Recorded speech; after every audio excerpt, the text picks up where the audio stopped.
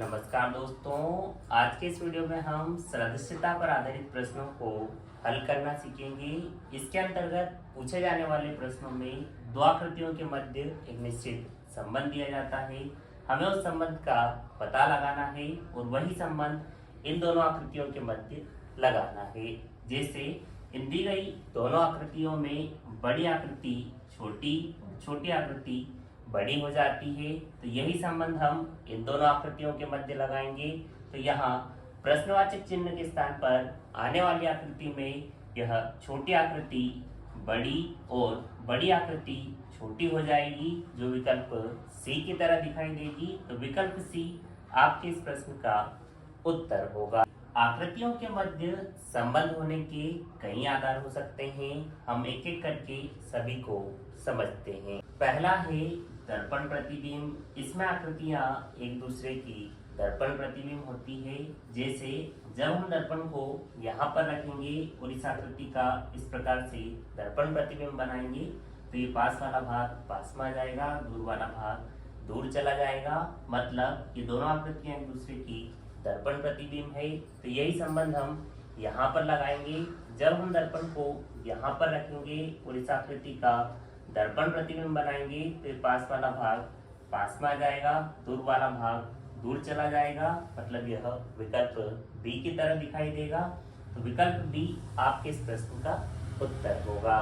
अगला है जल प्रतिबिंब। इसमें आकृतियां एक दूसरे की जल प्रतिबिंब होती हैं। जैसे चूंकि जल जमीन पर रहता है, तो जब इस प्रकार से हम इसका जल प्रतिबिंब बनाएंगे, तो पास वाला भाग पास में आ जाएगा, ऊपर वाला भाग नीचे आ जाएगा। मतलब यह इस तरीके से दिखाई देगा।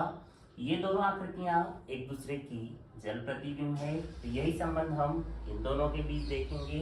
तो जब इस प्रकार से इस आकृति का हम जल प्रतिबिंब बनाएंगे, तो पास वाला भाग पास में आ जाएगा, ऊपर वाला भाग नीचे आ जाएगा।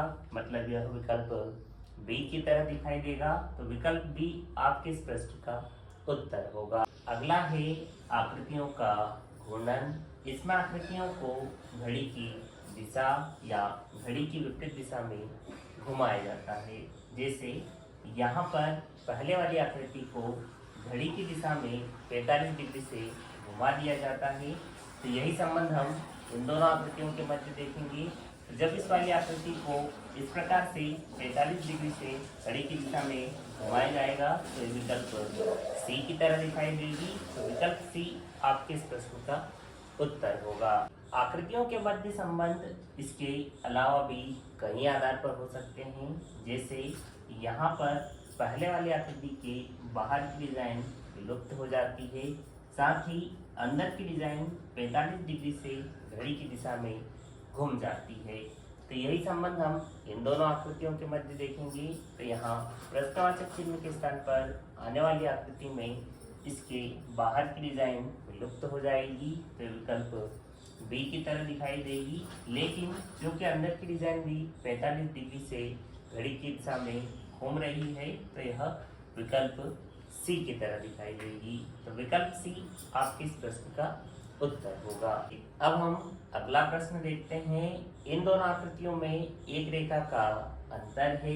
इस आकृति में 1 2 3 4 4 रेखाएं हैं, जबकि इस आकृति में 1 2 3 रेखाएं हैं। मतलब एक रेखा की कमी हो रही है। तो यही संबंध हम इन दोनों के मध्य देखेंगे। इस आकृति में 1 2 3 4 5 6 रेखाएं हैं, तो इस आने वाली आकृति में एक रेखा की कमी हो जाएगी। मतलब उसमें 5 रेखाएं होंगी। तो वह विकल्प ए की तरह दिखाई देगा। तो विकल्प ए आपके इस प्रश्न का उत्तर होगा। तो आज की इस वीडियो में इतना ही। यदि आपको वीडियो अच्छा लगा हो, चैनल को सब्सक्राइब करें, दोस्त के साथ शेयर करें। धन्यवाद। जय हिंद।